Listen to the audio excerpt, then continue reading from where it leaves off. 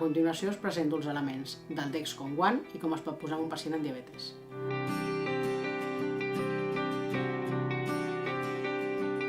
La presentació del sistema Dexcom ONE inclou diversos elements. Per una banda, el sensor integrat en un aplicador per facilitar la col·locació i el transmissor, que es connecta a un dispositiu mòbil o a un receptor. També caldrà una tovallola desinfectant.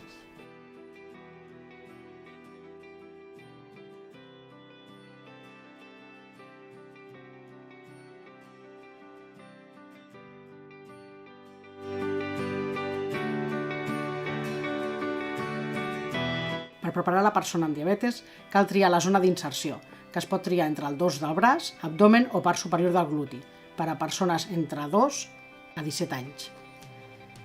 Preneu mesures higièniques com rentat de mans abans de col·locar el sensor. Netegeu la zona d'inserció amb una tovalloleta desinfectant o solució alcohòlica i deixeu-la secar. Eviteu l'aplicació a zones on continguin tatuatges, cicatrius, pigues, estries irritades, zones ossudes, bonys i zones d'injecció d'insulina. Obrir l'embolcall i extreure'n amb cura l'aplicador. Retireu l'adhesiu protector del sensor i col·loqueu l'aplicador sobre la pell d'inserció. Trenquem el protector de seguretat i premeu el botó per col·locar el sensor, després retirem l'aplicador i fixeu l'adhesiu.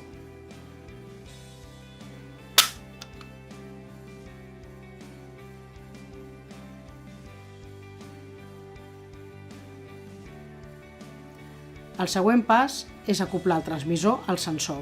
Per això retirarem el transmissor de la seva caixa i netegem els connectors amb alcohol. Procedirem a l'acoblament del transmissor al sensor introduint la llengüeta i pressionant fortament fins a sentir 2 clics. Té opcions de vinculació amb mòbil, que tingui Bluetooth, o amb un receptor per si el mòbil no és compatible.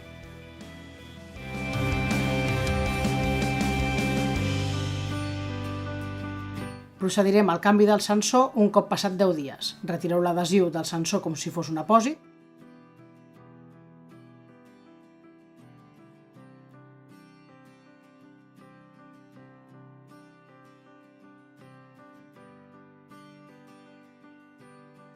Després trenqueu el suport del transmissor per les osques i finalment retireu el transmissor. Hem de conservar el transmissor, ja que la seva durabilitat és de 3 mesos. I ara ja podem inserir un nou sensor.